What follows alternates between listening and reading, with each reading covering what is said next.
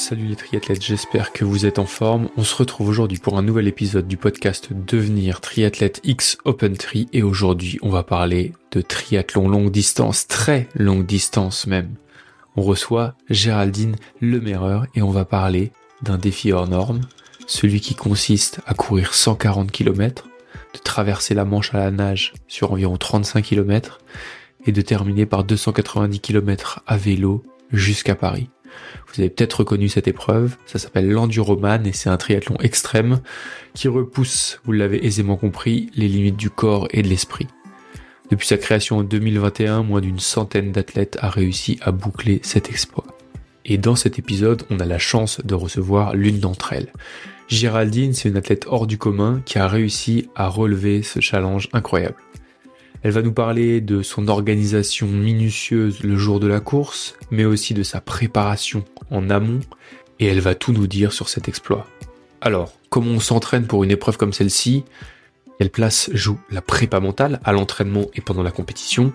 Et surtout, qu'est-ce qu'on ressent au milieu de la Manche, après 14 heures à nager dans une eau glaciale et à lutter contre les courants ? Bon, Géraldine va nous partager tout ça sans filtre.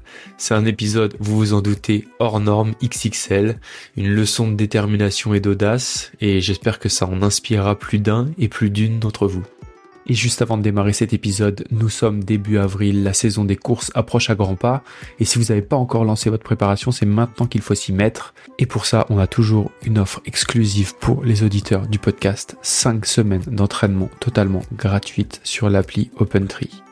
5 semaines pour structurer votre entraînement, progresser, tester le service et voir s'il vous convient, avec des séances adaptées à votre niveau, un programme pensé pour monter en puissance jusqu'à votre prochain triathlon et un accès à l'appli sans aucun engagement. C'est le moment parfait pour débuter une préparation structurée et arriver en pleine forme le jour J. Pour profiter de cette offre limitée, vous avez juste à vous rendre sur opentri.fr et utiliser le code DEVENIRTRI. Tous les détails sont dans la description de cet épisode et j'espère vous retrouver nombreux dès la semaine prochaine pour démarrer notre entraînement. D'ici là, je vous souhaite une bonne écoute de cet épisode avec Géraldine et Hermano. Salut les sportifs, c'est Hermano et je suis très heureux de vous recevoir pour un nouvel épisode du podcast Devenir triathlète X Open Tri. Aujourd'hui, on reçoit une triathlète et même pas que triathlète, elle est enduro woman, mais bon, on a comme de dire quand même enduroman, que ce soit des hommes ou des femmes. Je suis très heureux de tendre le micro à Géraldine Lemerreur. Salut Géraldine. Salut Hermano. Merci de m'accueillir. Je t'en prie, c'est un plaisir. Comment t'appelles ? Géraldine, GG, t'as un petit surnom, tiens ? Ouais, j'ai un surnom et on m'appelle G. Bon, eh ben écoute, G, si ça te va, on va faire Parfait. le podcast comme ça. Je vois qu'il y a beaucoup de soleil qui passe par la fenêtre derrière toi, mais où es-tu, G ? Alors, ça fait 10 ans qu'on s'est installé avec mon conjoint sur l'île de la Réunion. Ça fera 10 ans en juin. Oh, c'est sympa la Réunion. Alors les triathlètes connaissent peut-être un peu, notamment la 03000, mais c'est surtout les ultra-trailers qui connaissent très très très bien la Réunion. Pour la Diagonale des Fous, en particulier sur le Grand Raid, avec pas mal de courses qui sont emblématiques. Ça se passe tous les ans et c'est en octobre. Un jour, peut-être, j'irai. Pour l'instant, je suis pas encore à fond dans le trail. J'ai encore quelques trucs à faire sur des grandes lignes droites, mais le trail peut-être. Toi, t'as fait aussi pas mal de lignes droites. Enfin, en tout cas, t'as tracé des lignes. Je le disais en intro, tu es enduro woman. Avant qu'on rentre sur ce sujet-là, je te laisse peut-être te présenter. Dis-nous tout. Qui est Géraldine ? Alors, je m'appelle Géraldine, j'ai 41 ans. Comme je le disais tout à l'heure, on s'est installé il y a une dizaine d'années à La Réunion avec mon conjoint. Je suis originaire de la côte landaise, plus particulièrement d'Hossegor. Mais j'ai pas mal voyagé avant, j'ai vécu 9 ans à l'étranger. Je suis responsable de zone export pour un groupe qui s'appelle Bell, donc qui commercialise des chouettes marques, comme la vache Kiri, Babybel, Pompot. Et j'ai 2 petites filles. Je suis maman de 2 petites filles qui vont avoir 4 et 8 ans. Excellent. T'étais où à l'étranger quand t'as fait 9 ans à l'étranger ? Ouf, j'ai fait l'Amérique latine pendant 1 an et demi. Alors Cuba et Mexique pour les plus exotiques. Et après, j'ai fait du Benelux, la Belgique, le Luxembourg, l'Irlande, l'Écosse, les Pays-Bas. Voilà, à peu près. Waouh. Et le Luxembourg, ça t'a laissé quel goût, quelle impression ? Un plafond bas, très gris, pas beaucoup de soleil. Ouais, mais c'est parce que tu as été en hiver, forcément. Oh. Non, des gens très très sympas, chaleur de vivre, etc. Il faut être intégré, donc il faut avoir 2-3 potes luxembourgeois qui aident beaucoup. Mais c'est une destination très sympa. Ouais, c'est sympa. Bon, c'est vrai que le plafond bas et gris, c'est juste pendant l'hiver, donc en gros pendant 11 mois au Luxembourg. Moi, j'y ai passé 16 ans, donc je connais bien et j'ai quelques regrets d'avoir quitté. Ouais. Écoute, on n'est pas forcément là pour parler de nos tribulations à travers le monde, même si ça fait partie de la présentation de notre invité. Je le disais, tu es Enduro Woman. Qu'est-ce qui t'est passé par la tête pour aller te frotter à cette expérience ? Alors déjà, on dit pas Enduro Woman, c'est vraiment Enduro Man. Fais attention à ce que tu dis. Ouais, mais moi j'aime bien, tu vois. Je sais, j'ai vu. L'idée m'est passée par la tête par une personne que tu connais bien, qui est Marine Leleu. Et c'est vraiment en découvrant sa vidéo à la sortie de la Manche, je suis sûre que vous voyez très bien la vidéo dont je parle, elle est emblématique, cette vidéo-là, où je me suis dit j'ai envie de faire ça. Bon, je connais très bien Marine, je la connais un peu, épisode 303 qu'on a enregistré sur le podcast Devenir triathlète, mais c'est vrai que c'est un personnage assez sympa. Ouais, bon, enfin, entre voir une vidéo et puis avoir envie et surtout se lancer, il y a quand même un monde. Qu'est-ce qui s'est passé vraiment par la tête pour aller jusque-là, quoi ? Alors moi, j'ai pas fait beaucoup de sport, ça choque un peu tout le monde. J'ai fait 12 ans de golf quand j'étais plus jeune. Et puis j'ai eu une longue période d'arrêt pendant mes études où j'ai pas mal bourlingué à droite à gauche et j'ai voyagé et j'ai pas du tout fait de sport. Et puis Paris, une vie sédentaire, 2014, je me retrouve sur un plateau d'une grosse boîte qui à l'époque s'appelait PepsiCo. Avec une de mes collègues, on avait pris pas mal de poids, une bonne dizaine de kilos. Et on s'est dit, ah non, mais ça peut pas continuer comme ça. Imagine dans 10 ans, c'est bon, c'est fini, on est sédentaire, on n'aura même pas 40 piges, ça peut pas continuer comme ça. Et en fait, on s'est mis à courir entre midi et 2. Et la première fois que je saute les baskets, je fais 20 minutes. Et elle se retourne à un moment donné, et elle me dit, mais Géraldine, on va appeler les pompiers, mais tu vas crever, mais c'est pas possible. Et puis du jour au lendemain, un dossard, le semi de Boulogne, en amenant un autre. Voilà, moi je suis tombée dans l'histoire des Ironman, un peu par la course à pied. Et notamment juste avec une envie qui était de perdre du poids. Ouais, c'est une bonne excuse. Alors, je sais pas si quand on fait de l'endurance, on va vraiment perdre du poids. Alors oui, on s'assèche, mais surtout on gagne en muscle. Après, ça dépend aussi de la qualité de l'entraînement. Ça a duré combien de temps justement cette découverte du sport, tes premiers triathlons, tes premiers Ironman, et puis après le moment où tu passes le pied vers l'idée d'aller sur l'enduro. Alors, je suis pas un très bon exemple. Hein. J'ai pas fait les choses tout à fait dans l'ordre. Donc j'ai fait un premier semi en 2014, puis plus rien jusqu'en 2018.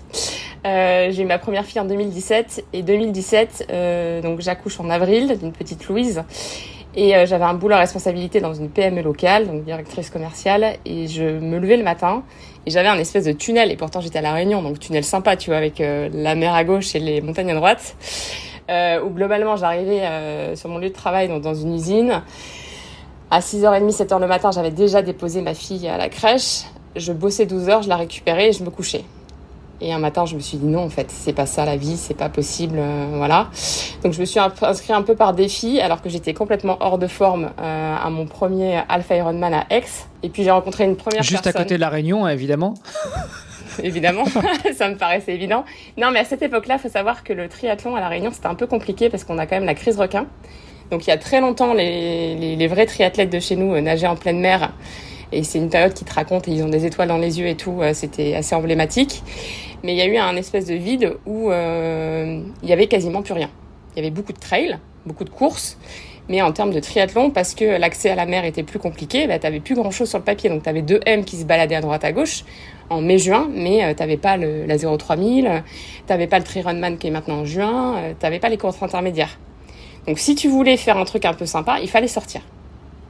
Donc je me suis levée un matin, je me suis inscrite, puis je me suis dit, bah, ça serait quand même pas mal que tu te mettes à faire 2-3 trucs à côté, idéal, voilà, accessoirement. Et voilà, à 500 mètres de mon travail, il y avait une salle de crossfit. J'ai rencontré un coach qui s'appelle Pierre. Pierre m'a remis le pied à l'étrier. Je me suis entraînée avec des gars à l'époque, parce qu'il y avait que ça dans la salle, voilà, une dizaine de mecs. Et 3 mois après, je fais mon premier half, qui est un half un peu emblématique puisqu'il y a 500 abandons. Je sais pas si voilà, mais Aix en 2018, il faisait très très froid, on a eu de la grêle, etc. C'était assez compliqué et très très dangereux à vélo. Et je passe cette ligne d'arrivée, je me dis ok, je m'arrête pas là. Mon conjoint me voit rentrer, il me dit putain, je sais qu'on a foutu le doigt dans un truc là, on n'était pas prête de t'arrêter, et c'était parti quoi. Donc de là, premier Ironman en 2019, deuxième en 2019. Covid, je change de mode d'entraînement, je me trouve un entraîneur pour le coup parce que je m'entraînais solo. Et puis je me suis inscrite direct 2 mois après, il m'a donné son accord et on a fait le nécessaire pour faire les formalités pour s'inscrire à l'enduro. Et c'était parti. Qu'est-ce qui t'a accompagné dans cet entraînement? Alors, il s'appelle Joël Hauss, c'est le papa de David Hauss, qui est un trailer un tout petit peu connu, et puis un Olympien de Londres en 2012, qui a accepté le défi de me suivre. Alors, il ne le savait pas au début. Au début, je lui ai dit, est-ce que tu peux m'entraîner, s'il te plaît, pour un 100 km dans le désert? Il m'a regardé courir, il m'a fait... Ouais, ça va être sympa. Puis 3 mois après, j'étais inscrite sur l'enduro et c'est lui qui m'a suivi vraiment de juin 2020 à la fin de l'enduro. Comment s'est passée la prépa? Ouf, elle est dure cette question. Qu'est-ce que tu entends par comment s'est passée la prépa? C'est vrai que là, on n'a pas donné de date, mais déjà, ton Enduroman, quand est-ce que tu prends le départ officiel? Et puis entre les deux, qu'est-ce qui se passe? Combien de temps? Par quelle phase tu passes? Que ce soit en termes d'entraînement, mais aussi psychologiquement. Et tout ça depuis La Réunion, évidemment. Là où il fait la même température que dans la Manche. Donc, je m'inscris en juin 2020. J'ai un dossard assez rapidement avec l'organisatrice qui s'appelle Claire pour 2023 et petit contretemps, je tombe enceinte de ma deuxième fille. Voilà, léger contretemps qui arrive en mai 2021. Donc globalement, la prépa, on l'a vraiment commencé, j'ai envie de te dire, juin 2021. On aura mis 3 ans, c'était voulu. Pour plusieurs raisons. Un, monter en capacité au fur et à mesure parce que je partais quand même de très très loin. Et puis, deuxième chose, pour s'entourer tout simplement parce que l'enduroman, c'est pas une course solitaire du tout, c'est une course avec son staff et qu'on sait très bien, et il le partage vraiment aisément, Edgar et Claire, si t'as pas le bon staff, tu rates. Ouais, c'est pas une course solo. Non, c'est une course en staff, c'est staffé, c'est une course en équipe quasiment. Ouais, je dirais pas le contraire. C'est vrai que sur ma traversée de la France en courant et en nageant un peu, j'étais seul sur la route, mais en réalité, j'avais mon entraîneur qui faisait des petits sauts de puce de 10-15 km pour me ravitailler, le soir, qui s'occupait un petit peu de moi, qui préparait les affaires, etc. Donc c'est sûr que c'est pas ce genre d'aventure. Oui, t'es le seul sur la route, dans l'eau, sur le vélo, mais en réalité, t'es jamais vraiment seul. Et même dans la prépa, il y a pas qu'une seule personne qui est là pour te préparer. Justement, tu parles du staff. On fait un petit arrêt là-dessus, un instant, qui elles sont, qu'est-ce qu'ils ont fait, qu'est-ce qu'ils t'ont apporté, et puis pendant l'enduroman, quel était leur rapport? Alors moi j'ai choisi volontairement un staff un peu large parce que comme tu l'as très bien dit, on vient de La Réunion et je savais que j'avais 2 ou 3 difficultés supplémentaires, notamment logistiques, que des métros par exemple n'ont pas forcément. Donc Joël est là depuis le tout début, ça a été vraiment l'angle et la pierre angulaire de tout, et après au fur et à mesure on a constitué un staff, puisque on va dire la première année il faisait absolument tout et un jour il s'est réveillé, il a dit stop quoi. C'était pas possible pour lui d'avoir le rôle de préparateur mental, préparateur physique, kiné qui réajuste les bobos, nutritionniste parce que c'est hyper important et on va en parler, mais t'as besoin de prendre de la masse de manière assez drastique pour la Manche. Voilà, donc on s'est organisé un staff et puis j'ai fait des rencontres au fil de l'eau, tu sais comment ça se passe, des courses, des rencontres un peu d'opportunisme qui font que mon staff était composé de 5 personnes et de 2 qui sont restés à La Réunion. Donc j'ai été suivie par une personne en nutrition qui s'appelle Thibaut, qui est kiné de métier et qui s'est passionné pour la nutrition et tout ce qui va avec. Donc c'est lui qui s'occupait de ça. J'avais un préparateur mental qui s'appelait Sébastien Coupi, qui lui est champion de La Réunion en parapente, qui a fait Maurice à La Réunion en kitesurf, c'était le premier à le faire. Du coup, qui avait l'habitude de ce genre de défi-là, et en termes logistiques aussi, nous a énormément apporté. Mon conjoint, parce que c'était une évidence qu'il allait faire partie du staff et qui serait présent pendant l'épreuve, qui m'avait mis un stop en me disant c'est ok, parce que lui je pense qu'il se rendait vachement plus compte que moi de certains aléas pendant les filles, petits aléas, on en parlera tout à l'heure. Je veux qu'il y ait un médecin sur la course parce que le seul frein que tu auras c'est ta santé, et à partir du moment où ça deviendra compliqué, on arrêtera tout, et je sais que tu t'arrêteras pas seul. Ça, c'était un gros point. Donc, on a inclus Audrey Larivière, qui est mon médecin et qui est mon amie, qui est triathlète, qui est maman de 2 athlètes de haut niveau aussi en natation synchronisée et en triathlon. C'est maman de Milan Larivière, qui fait des petites carrières à Poissy, là, en ce moment, en junior. Et mon préparateur physique et mon kiné, qui s'appelle William. Donc, un staff extrêmement complet, qui s'est pas créé du jour au lendemain, puisqu'ils sont venus au fur et à mesure s'ajouter à l'aventure, mais volontairement, ouais, c'est un staff assez large. Comment tu les as embarqués dans l'aventure? C'est drôle, on me l'a pose souvent cette question. Je crois que j'ai rien fait de particulier. On me décrit de manière assez passionnée, c'est-à-dire que je parlais du truc et moi je vivais enduro un peu, mais comme je pense tous les athlètes. Je pense qu'il n'y en a pas un seul, même ma meilleure amie du coup qui est venue s'ajouter au cours de l'épreuve et qui en rêvait, ils ont tous mis moins de 10 secondes à me dire oui. Le jour où je leur ai posé la question, parce que c'était un peu formel en plus, machin, mais tu voyais la lumière, les étoiles brillaient dans les yeux, tu avais l'impression de leur offrir un truc de fou, alors que moi j'étais juste en train de me dire bon, je vais constituer mon staff, il faut que ça soit efficace. Ouais, les gens se sont embarqués tout seuls dans l'aventure, je crois. Comment est-ce qu'on coordonne tout ça? Alors, la question derrière, l'idée derrière ces questions-là, c'est aussi, si on a des auditrices, des auditeurs qui veulent se lancer un challenge, et sur un challenge, on parle pas forcément de l'enduroman, on parle pas forcément de faire le tour du monde en courant ou en vélo. Déjà, juste peut-être aller sur un premier triathlon, c'est un challenge, et quel que soit le niveau entre guillemets de l'épreuve ou du défi, il faut quand même être accompagné. Du coup, comment tu arrives à engager et à mettre en lumière toute cette équipe-là? Est-ce que ton prep mental parle avec ton prep physique? Est-ce que ton prep physique et ton prep mental parlent avec le médecin? Comment est-ce que tu mets tout ça en lumière, en musique? Alors, c'était le plus compliqué, c'était la communication et que tout le monde soit sur le même fil rouge et au même moment. En fait, il y a des différences d'énergie dans un groupe qui sont flagrants, notamment parce qu'on n'a pas les mêmes vies au même moment. Donc, il y en a qui peuvent avoir un petit coup dur quand d'autres sont hyper high, et l'inverse. Donc, il fallait niveler. Donc, ça, c'était la première chose. La deuxième, c'est qu'on a organisé des réunions qui étaient assez régulières, alors tous les 2-3 mois, je sais plus comment on opérait, mais pour faire en sorte de garder tout le monde à bord tout le temps.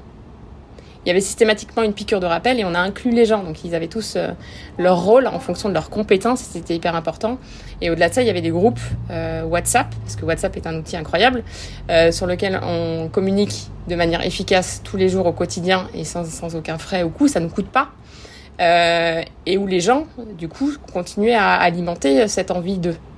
Et du coup, ça te forge une équipe, en fait, de faire ça. Après, on organisait des team building sur des choses qu'on n'avait jamais fait en groupe, sur des trucs un peu spécifiques pour permettre de renforcer les liens également. Et après, il y avait surtout une communication entre mon prep physique, mon prep mental et Joël pour faire en sorte que je sois au bon endroit au bon moment. Et quand il y avait un petit coup dur, il y en avait un des trois qui était là pour me récupérer par la culotte, quoi. Oh bon, non, c'est pas maintenant qu'il faut la perdre. Bon, maintenant qu'on a posé le décor un petit peu, qu'on voit comment tu as articulé tout ça, comment tu découpes le projet avec Joëlos pour pouvoir arriver au bout? Au début, j'imagine que tu cours pas encore 180 bornes non-stop. J'imagine que tu nages pas encore 30-ish kilomètres dans la Manche toute seule. D'autant plus qu'à La Réunion, il y a quelques requins, on l'aura compris, donc tu dois pas faire beaucoup de sorties seul. Et puis nager avec un néo, c'est pas la même chose que nager en maillot de bain dans les eaux tropicales. Et puis, comment vous construisez le planning d'entraînement? Alors, je sais pas exactement comment il l'a construit, je pense que je le saurai jamais parce qu'il avait un fil rouge et qu'au fur et à mesure de l'évolution, il me disait toujours on voit la semaine, limite à la séance et on avise. Donc moi qui voulais un planning pendant un an en me disant le samedi 11 novembre 2048, je veux savoir ce que je fais, on n'a pas du tout fonctionné comme ça. Il m'a juste demandé 2 trucs, 1, de lui faire confiance et 2, de mettre de l'intention dans chaque séance qu'il me demandait de faire. Ça a vraiment été le fil rouge. Après, là où j'ai trouvé ça très sympa, c'est que chaque année, je lui proposais un certain nombre de courses où il disait oui ou non. Alors, je me suis pris autant de non que de oui, parce que j'ai souvent quelques idées un peu farfelues.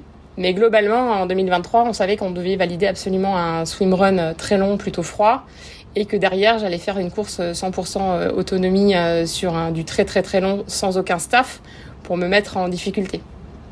Et donc ça, au fur et à mesure, il me disait oui, là on y va, là on n'y va pas, voilà pourquoi, là tu devrais en être là, voilà. Et puis la dernière chose, et qui est très importante à comprendre, c'est que le point de validation, et là où on a entrevu que c'était possible, c'était le stage à Lanzarote. Je ne sais pas si tu le sais, mais en fait il y a un stage obligatoire à Lanzarote, où tu valides 6 heures en eau froide entre guillemets, parce que Lanza c'est pas du tout froid, mais qui te donne quand même une bonne intention de savoir si tu es dans la plaque ou pas.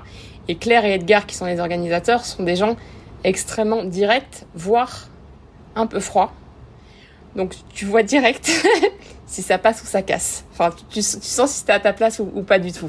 Donc voilà comment on a construit. C'est vrai qu'on a un peu parlé d'Enduroman déjà sur le podcast. Il y a eu Marie Neuneu, il y a eu Thomas Austré, il y a eu Cyril Blanchard. Donc on commence, et j'en oublie certainement. Il faudrait que je fasse mes devoirs, que je repasse en revue les 400 invités du podcast de temps en temps pour me rappeler chacune et chacun. Mais ouais, on en a un petit peu parlé. Mais justement, l'objectif aujourd'hui, c'est de revenir avec toi là-dessus. Ce stage, on l'aura bien compris, qui est organisé par l'équipe d'organisation de l'Enduroman pour pouvoir valider tes compétences, ton expérience.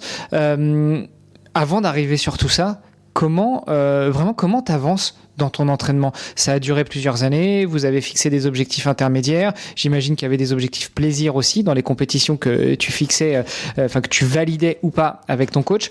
Comment tu t'es vu progresser pendant toutes ces années, surtout en sortie de grossesse? Parce que ça aussi, c'est un sujet qu'on pourrait aborder. La grossesse chez la femme a des impacts aussi bien bénéfiques que difficiles à accepter et à absorber, mais ça booste quand même aussi pas mal le corps humain, non? La grossesse, c'est pas une période facile. Surtout quand t'aimes être mobile. Donc forcément, il faut faire plus attention. Alors, c'est pas une maladie. Moi, je le répète souvent autour de moi. C'est ce que ma femme m'a souvent dit. Ça, je suis pas malade. 4 grossesses. Mais 4, oui, voilà. Toi, vous avez poussé le curseur loin. 4. Non, moi, 2, déjà, c'était... Non, au-delà de la blague, tu vois, il y a des gens... je crois que la veille, je faisais de l'assaut bike avec Joël. Et Joël avait systématiquement ma montre dans la main et j'avais un capteur de fréquence cardiaque. Et mon médecin de l'époque, parce que j'étais suivie, mon gynéco m'avait dit, il me connaît très bien, la seule limite que je te donne, c'est une pulse. Tu fais ce que tu veux dans ta pulse, tu ne dépasses pas cette pulse-là, parce que sinon, on va être fâchés tous les deux. Et donc, la veille de mon accouchement, si tu veux, et puis en plus, j'avais un gros bébé, parce que mes 2 filles sont à plus de 4 kilos, donc plutôt des gros gabarits. Ouais, sont nées en pleine forme et elles ont beaucoup d'énergie à l'heure actuelle aussi, on se demande d'où ça vient. Mais je suis restée extrêmement mobile. Et Joël a systématiquement veillé à ce que je ne perde pas trop, entre guillemets. Et donc, une semaine après, j'étais capable de te marcher 5-10 km à une allure qui était très correcte. Et ce qui m'a permis aussi de revenir facilement à l'entraînement. Mais en étant sportive, normalement, une grossesse, globalement, ça se passe bien. Ouais. Bon, il y en a, je sais plus avec qui je parlais encore ce week-end, mais jusqu'à la veille de l'accouchement, qui sont encore en train de courir un 10 km, quoi. Et c'est pas forcément mauvais pour le bébé ni pour la maman, tant que tout est sous contrôle et qu'il n'y a pas d'alerte particulière. En fait, c'est encore mieux. Et que c'est une habitude. C'est-à-dire que si tu n'as jamais couru 10 km de ta vie, je te déconseille d'aller courir 10 km avec ton ballon de 9 mois. Ouais, forcément. Voilà. Mais du coup, sortie de grossesse, comment est-ce que tu te vois progresser dans ta préparation? On avait tout adapté, mais il y a une période quand même relativement compliquée parce qu'il y a eu césarienne sur ma deuxième petite fille qui n'était pas forcément prévue et ça laisse des séquelles parce que c'est une opération en plus d'une grossesse. J'ai repris sur tapis. Bon, en fait, ma fille était dans son couffin et au début, j'ai marché. Mais pendant des semaines et des semaines et des semaines, et avec la validation kiné, parce que on a retravaillé aussi les abdos, on a fait de la rééduque, etc. Et j'ai commencé par marcher. Après, j'ai marché en position inclinée, puisque les tapis maintenant font des inclinaisons. Et puis, j'ai couru par bloc de 30 secondes. Donc, je repartais vraiment de rien, quoi. Et la première fois, je me rappellerai, mais toute ma vie, que je sors et j'avais un 7 km à faire. Donc, qui pour moi était le bout du monde, hein, vraiment. Je croise un monsieur en 4x4 et il doit me voir dans la peine. Il doit dire, mais cette dame, qu'est-ce qu'elle fait, tu vois? D'une pitié, quoi. Et il s'arrête et il me dit, madame, vous savez, je tenais à vous dire, c'est vraiment bien ce que vous faites. Et je me suis dit, et il m'a parlé pendant 5 minutes. Et je me suis dit, mais c'est une bénédiction, ce monsieur. Je sais pas d'où il sort. Il est juste en train de me dire qu'il faut que je continue. Mais je pense qu'à ce moment-là, tu vois, il avait pitié de moi. Donc oui, je suis repartie de zéro. Après, ça revient relativement vite. Et à partir du moment où tu n'as pas engagé trop de poids, et c'est la notion de poids qui est compliquée post-grossesse, voilà, le corps est bien fait et le corps a une mémoire de ce que tu sais faire. Et normalement, globalement, ça revient assez vite. Ouais, après quelques semaines, ça revient. Hormis la césarienne, c'est vrai que c'est un élément en plus, comme tu l'as dit, à gérer et dont il faut se remettre. Le corps a quand même des bons souvenirs, même si c'est dur. Les 3 premières semaines, les premiers mois, quand tu as fait une grosse pause, c'est dur. Et au niveau de l'entraînement, justement, restons un petit peu là-dessus. Tu l'as dit, ta première sortie en extérieur post-grossesse, c'était 7 km. Comment tu te vois évoluer vraiment en termes de toi, en termes de sportive, en termes de pratiquante? On l'a compris, tu as un staff qui t'accompagne, tu as un entraîneur qui chapeaute tout ça, donc il t'envoie tes séances. Toi, tu as juste à dérouler les séances et à être engagé dans tes entraînements. Mais est-ce qu'à un moment, tu te retournes et tu te dis, punaise, Il y a 3 mois, je faisais 7 km, j'étais au bout de ma vie, je me faisais arrêter par un mec en 4x4 qui me félicitait. Aujourd'hui, j'en suis à 100, 150, 200 km par semaine, quoi. Ouais, c'est progressif. Et après, c'est un truc qu'on décrit vachement bien. Moi, je pense que je suis plus amoureuse, Hermano, du process que de la finalité. Et tu vois, quand tout le monde me dit « Non, mais comment tu fais ? C'est dur, t'as un boulot à plein temps, tu bosses une 50aine d'heures par semaine, t'as 2 enfants, t'as un truc à côté, t'as un business à côté. » Mais en fait, moi, ça me pèse pas parce que c'est devenu un leitmotiv et un fil rouge dans ma vie où je ne subis pas. Et le matin, quand je me lève, oui, je connecte comme la plupart des sportifs leur Nolio. Donc, je regarde et je leur dis « Ah, très bien, j'ai cette séance à faire. » Et je sais que quoi qu'il arrive, à part gros couac, ma séance, je vais la passer. Parce que j'ai envie et parce que je sais d'où je viens et je sais surtout là où je veux aller et que je n'ai encore sous le pied. Et je pense que une fois que tu as la motivation, il faut juste s'astreindre les jours où c'est plus compliqué, avoir de la discipline. Et le cumul des deux fait que tu peux soulever des montagnes. Bon, on reviendra justement tout à l'heure à la fin du podcast, si je n'oublie pas, sur le chemin, sur le process versus véritablement le défi en lui-même. Donc là, tu avances sur ta préparation. Comment se passe alors, on va pas refaire tes podcasts, évidemment, parce qu'on l'a pas dit, mais tu as été l'hôte, l'animatrice d'un podcast pour raconter toute cette aventure à l'Enduroman. Mais comment est-ce que tu arrives ? Combien de temps avant ? Et ta préparation finale, à quoi elle ressemble ?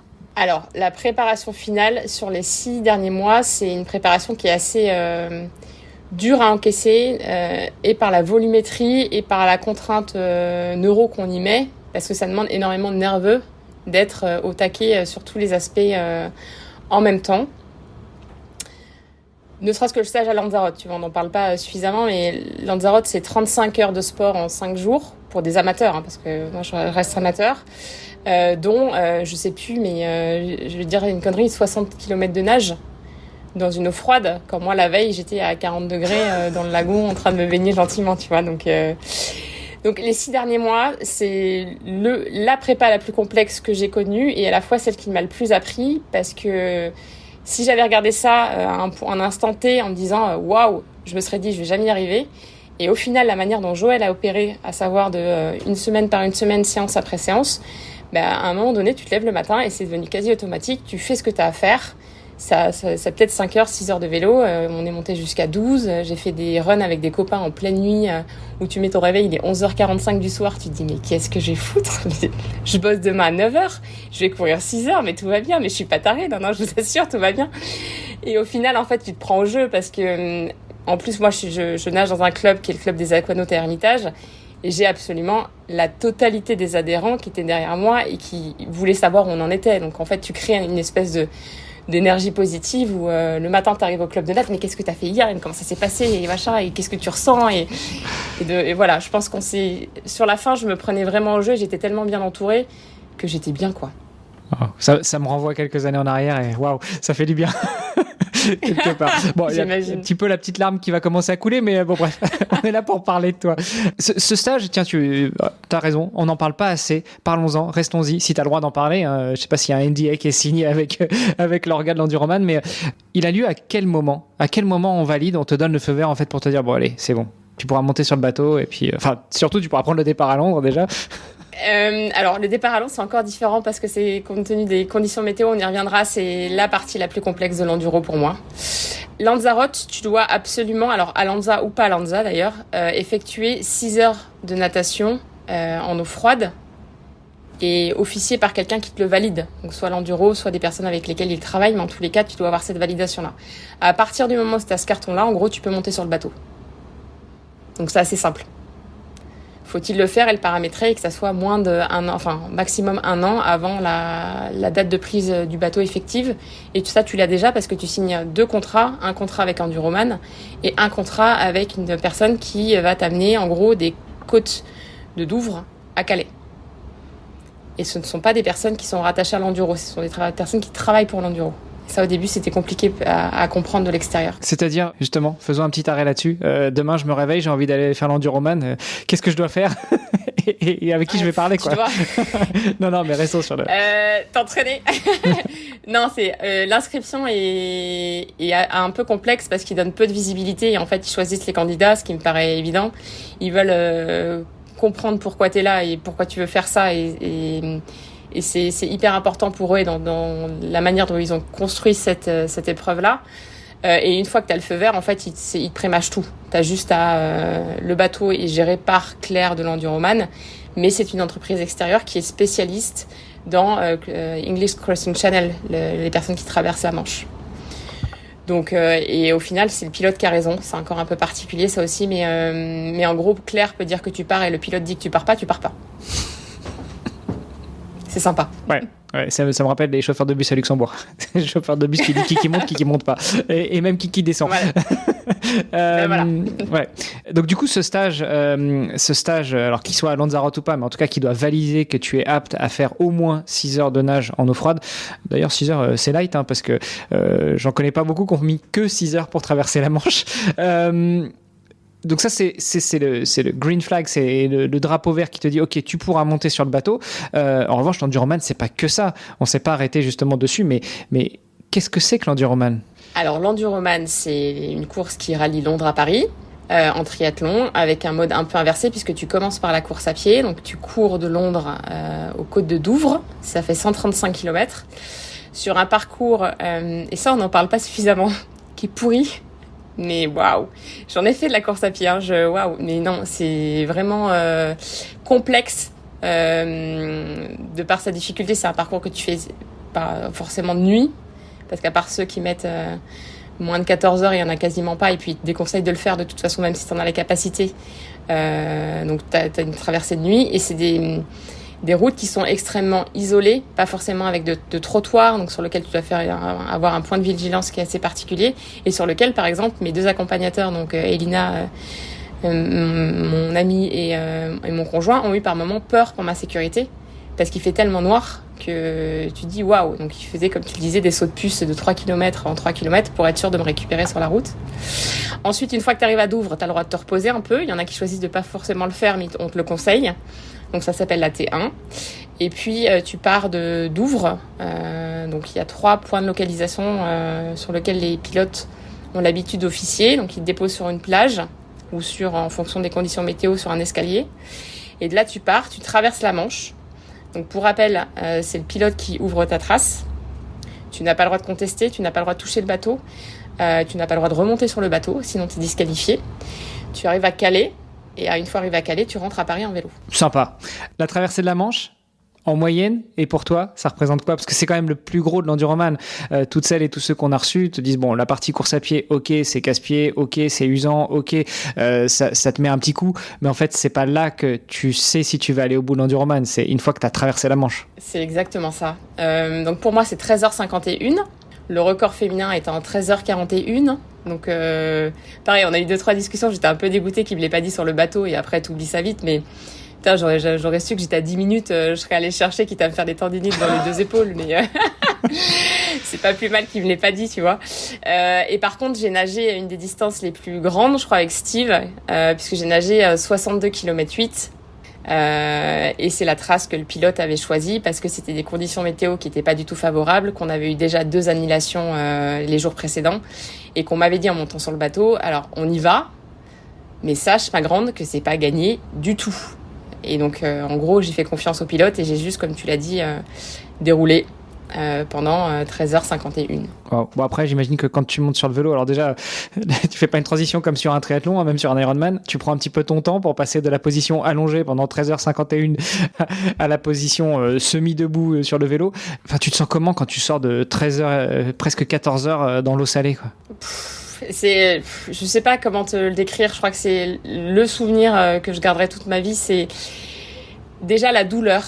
Voilà, et c'est pas la douleur de la répétition de l'effort, parce que moi j'avais nagé. Alors je savais pas nager avant de commencer le triathlon. Ça c'est la grosse. Sinon trop facile, bah évidemment. Non, mais c'est là où Joël a été particulièrement un entraîneur incroyable, parce que quand il m'a vu nager, il m'a quand même dit oui, tu vois. Et c'est là où j'admire le professionnel qu'il est. Je pense que je me serais pas auto-dit oui, tu vois. Les 25 km en plaquette à l'entraînement, tout ça, je savais gérer. Mais le froid, c'est un truc de malade qui peut te faire vriller un cerveau. On me l'avait dit, mais je m'attendais pas à ça. Et l'eau, quand on est parti à Douvres, elle faisait 12 degrés. Quand on est arrivé aux côtes françaises, elle en faisait à peu près 14. Et j'ai eu de la chance, entre guillemets. Donc, je te l'ai dit, la natation, elle n'était pas facile. Et on m'avait dit que les 2-3 premières heures allaient être sportives. je n'aurais pas eu ça. Je pense que je ne traversais pas. J'ai mis tellement d'énergie et d'un flux à me dire, allez, tu passes les 2-3 heures qui sont un peu compliquées, qui sont wavy, sur lesquelles tu vas, voilà. J'avais chaud. À partir du moment où la mer s'est calmée, j'ai pris un pic de froid où toutes les minutes, je me disais, je ne vais pas y arriver. Ce n'est pas possible. C'est pas physiologique du tout. Tu peux pas, ton corps ne va pas résister. Donc moi, vraiment, la partie de la Manche qui m'a le plus stressée et le plus impactée, c'est le froid. Toi, tu as traversé de nuit la Manche ? Non, le petit matin, on est parti, on avait rendez-vous à Douvres à 2h du matin. Ouais, donc quand même une partie de la nuit, parce que on n'est pas sur les... Oui, mais ça va du bon côté, tu vois, ouais. Le soleil qui se lève et pas l'inverse. Est-ce que tu rencontres des choses, des bêtes, des méduses dans la Manche, ou au contraire c'est tellement froid qu'il n'y a pas grand-chose ? Alors, 3-4 jours avant, on avait rencontré un phoque, on avait fait une natation avec tout mon staff, parce qu'ils sont tous triathlètes. On avait fait une natation qui était un peu compliquée parce que les conditions étaient pas top, et en fait on s'est rendu compte en ressortant qu'il y avait un phoque qui était juste à côté de nous et que j'avais pris ce phoque là pour une de mes personnes du staff. Ça nous a valu un gros fou rire, je crois qu'il s'en rappelle encore, donc voilà. Dans la Manche, j'ai une méduse qui m'a piqué à la tête. Moi, j'avais absolument tout couvert, dont les mains. Donc, je ne savais pas, mais le matin même, j'avais des gants en néo. Et Claire m'a dit que c'était autorisé sur des natations à 12 degrés. Donc, elle m'a dit, tu peux faire le choix ou pas de les mettre. Attention à tes épaules, parce que nager avec des gants... Alors, au début, on croyait qu'on partait pour 40 km. Ça peut être contraignant. Mais à l'inverse, ça sera plus confortable pour toi parce qu'en plus, t'es pas forcément hyper bien acclimaté et voilà. Donc la méduse m'a chopé le visage et j'ai eu une brûlure sur la joue. Et le reste, j'ai rien vu. Par contre, ce que je ne savais pas parce que j'avais refusé de faire des recherches sur Internet, j'ai un de mes très bons copains qui est océanologue à La Réunion, qui est passionné par les requins et qui m'a dit que dans la Manche, il y avait 2 types d'énergumènes qu'il fallait pas trop croiser, à savoir les requins mako, voilà, et des orques. Donc j'ai eu la chance de ne pas les croiser, mais globalement dans la Manche et sur les personnes qu'on ne retrouve pas forcément, voilà, il faut savoir qu'il y a des requins et des orques. Comment ça se passe ? Alors t'en as pas croisé, mais si jamais il y en avait qui passaient, parce qu'il y a quand même le pilote qui guide le bateau devant, ils les arrêtent, ils font quoi ? Bah là ils te font sortir, je pense que globalement, déjà je pense que le mako, on te dit que quand tu le vois c'est trop tard. Ouais, bon avec le bateau tu le vois au sonar quand même. Après l'orque, j'avoue que on s'est même pas posé la question. Je suppose que dans ces cas-là, sécurité first et ils te font remonter sur le bateau. Et je savais, alors pour les requins, je savais, mais pour les orques, je savais pas qu'elles croisaient dans la Manche entre la France et l'Angleterre, parce que finalement, même si ça fait 30 et quelques kilomètres, c'est quand même pas si grand que ça pour qu'il y ait d'aussi gros poissons, quoi. Puis surtout, il y a du trafic, donc une orque contre un cargo. Je sais pas qui gagne. Ouais. Mais je sais pas. Après, les cargos sont gros quand même. Hein. Les ouais, justement. La CMA, c'est pas mal. Hein. Ouais. On en avait 2 ou 3. Ouais. Parce que tu t'en croises finalement. Encore une fois, c'est le pilote qui ouvre la route, donc c'est lui qui décide. Mais tu les croises assez loin, suffisamment loin, mais près en même temps pour pouvoir les voir. En fait, il t'explique globalement pendant le stage qu'il faut pas passer à moins de 400 mètres parce que ça peut être problématique à cause des remous. Et du coup, tu peux te faire choper dans des... Voilà. Donc, ça, c'est le pilote qui gère et faut pas se poser de questions sur ça. Après, il y a une fois où ils m'ont fait ralentir et j'ai compris que ça pouvait être problématique. Ils m'ont fait changer de positionnement à côté du bateau. Moi, j'ai tout le temps nagé avec le bateau à ma droite et avec, dans ma ligne de vision, Audrey, qui était mon médecin, parce que j'avais décidé de nager comme ça. Et à ce moment-là, en fait, quand ils voient la barre, et je la vois, c'est la seule fois où je la vois, ils me disent de ralentir parce que je pense qu'on se rapproche trop vite et qu'il s'est pas dégagé. Et donc, du coup, ils gèrent très bien le flux. Ok. Tu l'as dit, quand on traverse la Manche, c'est quand même la partie la plus importante de l'enduroman, on n'a pas le droit à l'assistance. Bon, malgré tout, tu dois quand même boire et manger. Comment ça se passe ? Avec une perche ? J'imagine que tout le monde a déjà vu 1 ou 2 images. Mais comment tu arrives à bouffer comme ça pendant 14 heures ? Alors, la perche, nous, ça fonctionnait pas. La perche, elle est homologuée par la Fédération française de natation en eau libre. Et globalement, ça marche pas d'un bateau parce que t'as trop de remous. Donc, ce qu'on avait fait, c'est qu'on avait pris des shakers de protéines et des gourdes Morten qui ont un culot qui est resserré, sur lequel on avait attaché des cordes de kite. Et du coup, ils me balançaient les bidons et les petits perroirs avec du solide à l'intérieur. C'est pas la chose la plus facile à faire dans le sens où... Mais tu sais qu'il faut que ça rentre. Si la nourriture et le liquide et le solide ne rentrent pas, tu sais que tu termines pas. Donc de toute façon, c'est devenu une obligation, tu te poses pas de questions. Après, il y a une vidéo, j'en ai quelques-unes où tu me vois une énorme vague m'avaler et j'ai mon shaker à la main et donc du coup, tu manges plus de sel. Voilà, après ça fait partie du jeu, ça dure pas si longtemps que ça au final. Et tu sais que ça peut arriver, donc tu te prépares à ça. Oui, et puis j'imagine que tu comptes pas le nombre de shakers au shaker près dans le bateau. Donc tu perds ton shaker, on t'en renvoie un. Alors même si c'est pas non plus extensible à vie, tu dois quand même en avoir un ou deux d'avance, non? Oui, mais c'est même pas ça, c'est qu'il est attaché. Donc de toute façon, même si toi tu le lâches, si tu veux, il est ramené au sein du bateau avec la corde. Et nous on avait choisi des cordes fluo, donc en gros tu pouvais pas les perdre. Oui, mais je veux dire, quand t'es en train de boire et puis que ton shaker est avalé, il y a plus rien dedans. Ou alors effectivement c'est juste rempli d'eau de mer. Donc là, c'est impressionnant parce que je pense qu'on se rend pas bien compte, même si c'est effectivement un défi qui peut être super sexy, super attirant, on se rend pas compte de l'immensité que représente la mer, même si c'est tout petit finalement, c'est 30 bornes entre la France et l'Angleterre, et tu te sens, j'imagine que tu te sens vraiment seul au monde, quoi. T'as le bateau, mais à part le bateau, il n'y a rien d'autre, quoi. Ouais, t'es seul au monde et vraiment le niveau de tension que mettent les pilotes, tu sens que c'est pas anodin et ils sont stressés pour toi. Moi, c'est ce qui m'a le plus... t'arrives à Douvres le matin à 2h, donc tu les retrouves à peu près à 2h30. Ils te font un signe, donc t'arrives sur la descente là, qui mène au bateau. Et Claire, qui est une personne qui les connaît depuis des dizaines d'années, salue le pilote et le pilote ne le salue même pas. La première question qu'il a, ce monsieur, dans sa bouche, c'est « Comment s'est passée la course à pied ?» Où t'es là, waouh. Coucou. Enchantée. Moi, salut, au fait je suis là, tu peux me parler aussi à moi? Moi je vais traverser la Manche, coucou. Tu sens dans son visage qui est fermé, etc., que la première chose qu'il veut savoir, c'est que est-ce que je suis dans un état qui est correct physiquement. La plupart des gens qui arrivent au bateau quand même en ayant couru 135 km boitillent un peu. Donc ça, j'ai envie de te dire, c'est une formalité. Et tu comprends rapidement, alors moi j'ai eu sa femme en plus et sa fille qui était sur le bateau avec moi parce que c'est une histoire de famille, tout ça. La condition primordiale, c'est ils te font traverser sous réserve de garantir ta sécurité. Et rien ne compte. Donc s'ils doivent faire foirer l'épreuve, ils font foirer l'épreuve. Il n'y a pas de problème. Et après, tu vois que... quand je suis remontée sur le bateau et que je leur ai dit putain mais merci beaucoup, je suis tellement contente, et tu vois j'essaie de trouver mes mots parce que t'as quand même les muscles du visage qui sont légèrement paralysés. La première chose qu'il a fait, alors que tout le monde dit il s'est levé, il m'a soulevé parce que c'est un énorme roast beef, voilà, il m'a pris dans ses bras, il m'a dit ah mais je suis tellement content pour toi, tu peux pas savoir, tu dis waouh, c'est dinguerie. Ouais, c'est là que la pression redescend et pas que pour toi. Tu dis quand tu remontes sur le bateau, c'est-à-dire que tu vas pas jusqu'à toucher le sable des côtes françaises? Si, on y va et c'est un peu problématique. Alors moi, ça m'a posé des problèmes parce que j'étais tellement dans le gaz à la fin que je voyais plus grand-chose.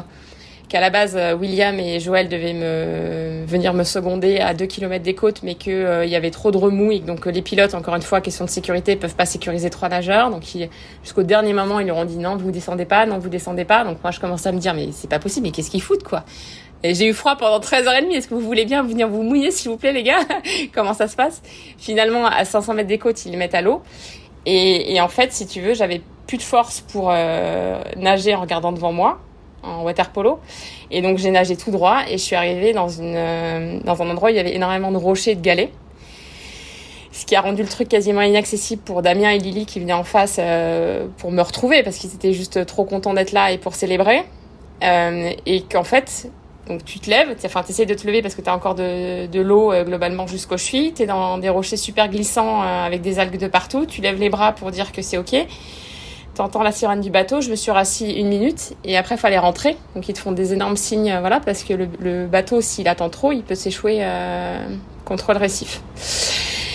Donc voilà, c'est pareil, c'est un moment extrêmement particulier, mais pour valider vraiment, c'est personne doit toucher, tu dois toucher le sol, mettre les bras au-dessus de la tête, voilà, la sirène retentit et c'est à partir de ce moment-là que tu peux dire que tu l'as validé la manche. Ok, et donc à ce moment-là, tu remontes sur le bateau pour aller au point de rendez-vous, parce que j'imagine que quand tu touches les côtes, tu touches pas forcément la côte pile poil à l'endroit où ton vélo est arrivé, quoi. Pas du tout, en fait, donc tu es obligé de renager au bateau. Il a attendu à 400-500 mètres des côtes, donc tu as encore 500 mètres à faire.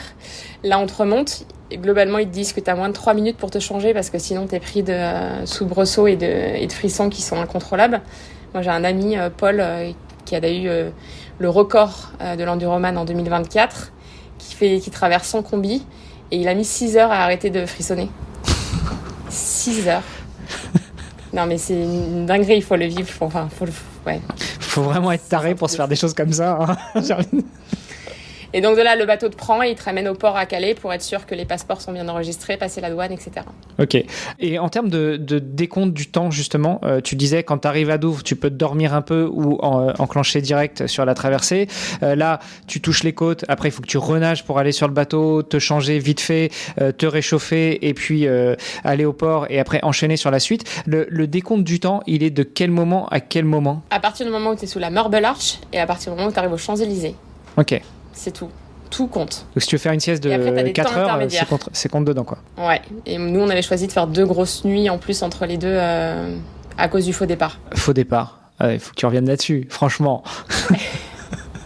On m'a décommandé donc on avait une date et heure de rendez-vous sous la Marble. Et j'étais en train de me brosser les dents dans mon hôtel qui était à 400 mètres. On était prêt à partir à une demi-heure près et le téléphone sonne et on a un WhatsApp qui tombe et on nous dit Enduroman annulé. Non, rigole pas. Non, c'est nerveux. Ouais, c'est nerveux, ouais. Là, voilà. Et pendant 4 jours, 3 jours entiers derrière, on n'a pas su si on partait ou on partait pas. T'es dans l'obligation de rester sur le sol anglais parce que sinon tu perds ton slot et tout ce qui va avec. Et donc là, attente interminable pendant 3 jours, parqué à Douvres pour savoir si tu pars ou si tu pars pas et dans quelles conditions tu pars. C'est comme quand tu t'apprêtes à montrer l'Everest, quoi. T'es au dernier camp de base et là, t'attends juste que t'aies une fenêtre météo. Qu'est-ce qui a fait que ça a été annulé pour toi? C'est la météo, justement? Ouais, la météo était catastrophique. On est arrivé donc le 30 juin à Calais et jusqu'à la fin, on a eu en moyenne entre 4 et 12 degrés, du vent, de la pluie, de la houle, un vrai bon mois de juillet, quoi. L'enfer. Ils avaient jamais vu ça. Ça a peut-être du bon au niveau de la mer, non? Est-ce que des températures basses, ça maintient pas un certain niveau de température de l'eau, ou au contraire, ça partait complètement en sucette? Je saurais même pas te dire parce que moi, quand je nageais à Calais, j'avais pas froid. Globalement, mon staff avait un peu froid, mais pas plus. Et par contre, quand on s'est mis à l'eau à Douvres, j'ai mon conjoint et Joël qui sont sortis de l'eau en me disant mais... Et tu voyais que c'était problématique pour eux, ils ont tenu 20 minutes et c'était dead. Donc je suis pas sûre que ça soit aussi aidant que ça. Mais justement, toi, tu l'as dit, t'es à La Réunion, ça fait 10 ans que t'es installé. Comment t'as préparé ça, et notamment la nage en eau froide? Parce qu'à La Réunion, l'eau froide, je sais pas si t'en trouves à part dans une baignoire avec des glaçons, non? Ben voilà, avec une glaçon. T'as très très bien résumé. J'ai acheté un ice bath sur lequel on faisait des bains de glace très souvent avec les techniques Wim Hof. Ça, c'est la première chose. La deuxième, c'est mon patron de l'époque qui s'appelle Eric, nous a amené faire un team building en Bretagne. Et donc, j'ai pu nager au Glénan 10 jours avant, tous les jours pendant 3-4 jours, ce qui m'a bien aidé parce que quand tu nages à 14 en maillot, alors c'était pas des grands bains, mais ça m'a aidé à acclimater mon corps. Et après, je savais globalement que j'avais pas le choix. Donc l'acclimatation, mise à part ça, j'ai rien fait. Bon, j'aimerais bien revenir aussi justement sur toute cette partie-là de l'entraînement. Tu l'as dit tout à l'heure, tu savais pas vraiment nager quand tu as commencé le triathlon. Donc quelques années après, tu te lances sur ton projet Enduroman. Tu traverses la Manche en 14 heures. Donc 14 heures dans l'eau à tourner des bras et à battre un peu des jambes, j'imagine. Rapidement là-dessus, comment est-ce que tu apprends à nager, quand je parle d'apprendre à nager, vraiment d'un point de vue technique, et comment t'en arrives à traverser la Manche sur 14 heures? Enfin, tu nageais combien par semaine? T'avais combien de séances? C'était quoi? Elles étaient construites comment, tes séances? Pareil, il faudrait que tu poses la question à Joël parce que j'en sais rien. Moi, il me disait nage, je nageais, tu vois. J'essayais de pas trop l'ouvrir parce que généralement, quand tu parles, c'est pas bon signe. Non, je crois que j'ai repris les bases. Les 2 premiers Ironman que je fais en 2019, donc je fais Port-Elizabeth en Afrique du Sud et Vichy, les 3 km 8, j'ai fait en brasse. Pour te dire à quel niveau je pars de là. Voilà, une fois qu'on s'est dit ça, tout est possible. J'ai réappris à nager. Et je me suis inscrite dans un club là où Joël entraînait et je nageais le mardi, le jeudi et le samedi avec les copains, avec des bons nageurs qui savaient nager. Et au fur et à mesure, j'ai pris en expérience et je me suis fait violence.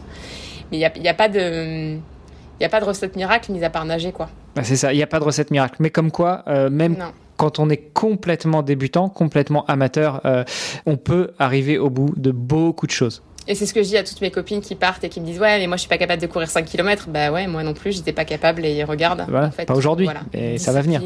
Entraînement, exactement. Et si ça se trouve, leur enduro à elle, c'est de faire 10 km sur la prochaine, tu vois. Chacun ses limites, chacun son niveau de départ. Et puis, c'est juste l'intention que tu mets et la progression que tu as derrière. Ouais, et chacun son défi, c'est ce que je disais tout à l'heure. On n'est pas obligé de faire l'enduro, de traverser le monde à pied pour se lancer surtout des défis. Peut-être déjà juste aller à un entraînement de natation, un entraînement de course à pied, un entraînement de vélo. C'est déjà un premier défi. Et puis un jour, boucler un triathlon, même un XS, c'est un défi. Et puis qui dit peut-être que tu seras piqué par la petite bête et que tu boucleras un enduroman ou des DK Ironman, par exemple. Hein. Je vois pas de quoi tu parles. Il y a un aspect financier aussi à tout ça. Tu l'as préparé sur plusieurs années, ton enduroman. Tu avais tout un staff qui t'accompagnait. Tu as fait un point un peu sur le budget, sur ce que ça représente? Alors nous, on part de La Réunion, donc c'est un budget qui est décorrélé complètement parce qu'en plus du budget enduroman, tu dois rajouter le budget métropole Réunion. Là où j'ai eu énormément de chance, c'est que ma société a accepté de prendre en charge l'enduroman. Emma, on a créé une convention de partenariat pour qu'ils puissent me sponsoriser pendant 2 ans.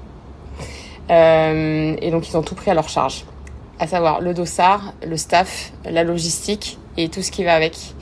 Voilà, donc merci la Vache qui rit Réunion, parce que sans eux...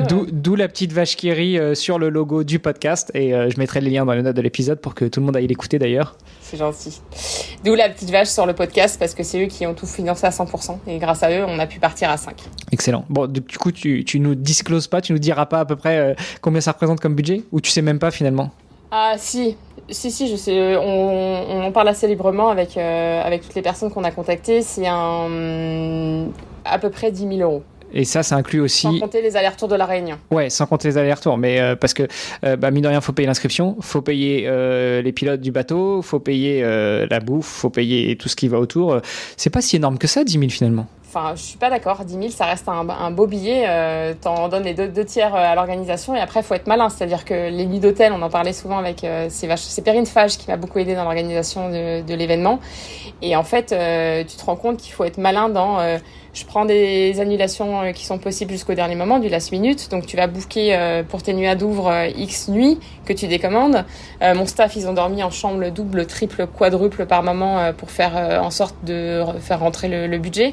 Voilà, c'est un peu d'organisation en amont et au préalable parce que sinon, ça peut chiffrer beaucoup plus que ça. Ouais, tu vois, effectivement, 10 000, c'est un chiffre, hein, mais je comparais avec le budget que j'ai dû mettre sur la préparation et sur la réalisation de mon défi de traverser la France en courant sur 29 jours et puis les 3 ans de prépa qui vont autour entre les chaussures, le staff, la nutrition, parce que mine de rien, tu manges pas de gel par semaine. Quand tu prépares sur du longue distance, tu manges beaucoup. Ouais, par contre, je te parle pas de la préparation, je te parle juste de l'événement en lui-même sur une durée donnée. Non, la prépa, c'est beaucoup plus que ça et c'est une prépa qui est équivalente à un sportif de haut niveau quasiment parce que quand tu t'entoures, c'est des personnes que tu rémunères et forcément, ça commence à chiffrer vite. Bon, tu l'as bouclé, cet enduroman. Quel numéro d'enduroman es-tu? C'est le numéro 57.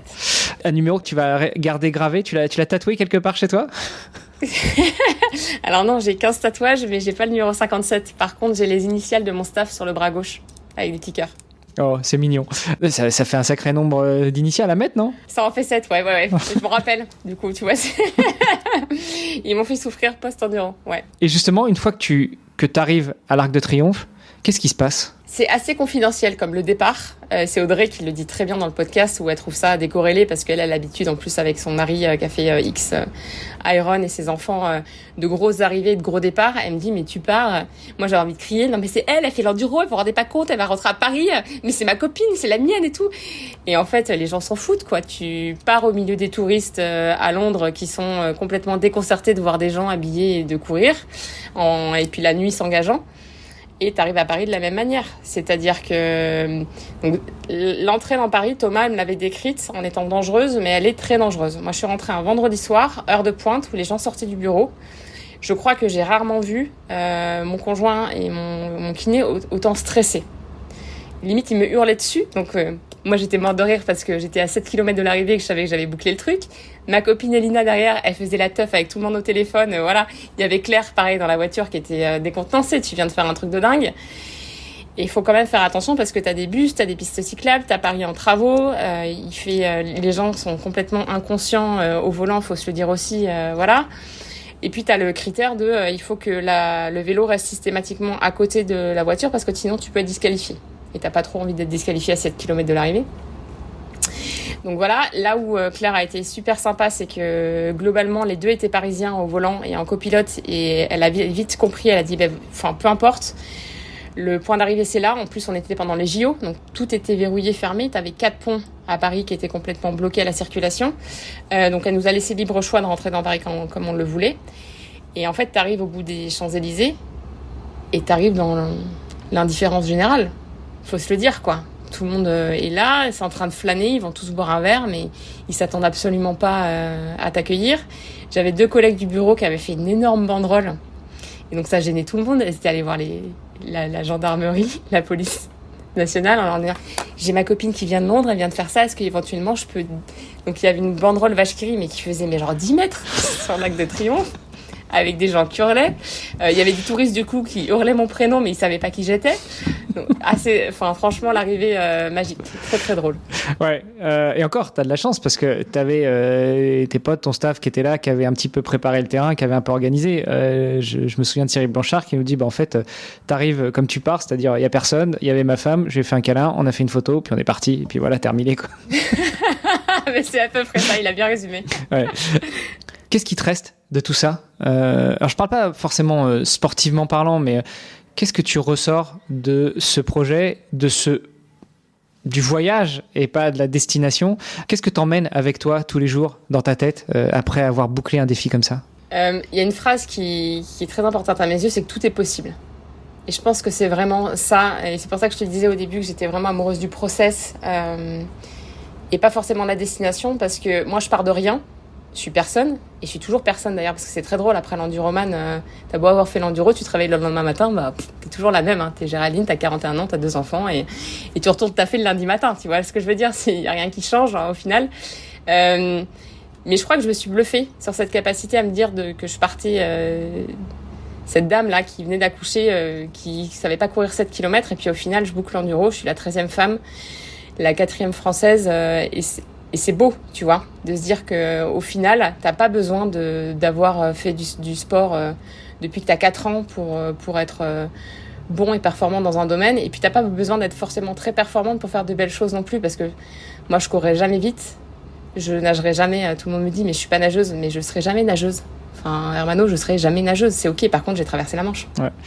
Et tu vois, je pense que c'est presque, et ça c'est très égoïste si je dis ça, parce que j'ai déjà vécu aussi un truc comme ça, mais je pense que c'est presque plus facile, quelque part, de se confronter à soi-même et d'aller au bout d'un défi comme ça, plus que de te retrouver avec 2000 autres gars et filles sur un Ironman, et puis de te dire, de toute façon, j'y vais juste pour le finir, en fait, parce que de toute façon, il y a 1500 gars devant moi, alors que là, tu fais ton enduro, oui, t'es la 57, oui, t'en as d'autres qui ont marqué des records, etc., mais tu vas pas pour le record, tu vas pour te battre contre toi-même et arriver au bout. Et je pense que ce que t'en ressors, ce que t'en retires, c'est autrement plus puissant que de passer la ligne d'arrivée d'un triathlon, quoi. Ouais, après l'Iron, ça reste un exercice qui est accessible à beaucoup de monde à l'heure actuelle. Tu vois, moi j'ai plein de copains du coup qui, confrontés à l'enduro et de ma prépa, se lancent dans leur premier Ironman cette année, et limite, je les envie un peu. Je sais pas si tu vois ce que je veux dire, mais ouais. Cette première ferveur de là où tu vas aller chercher cette ligne d'arrivée, où tu te dis qu'au début c'est inaccessible, et puis au final t'as fait un Iron, une deuxième.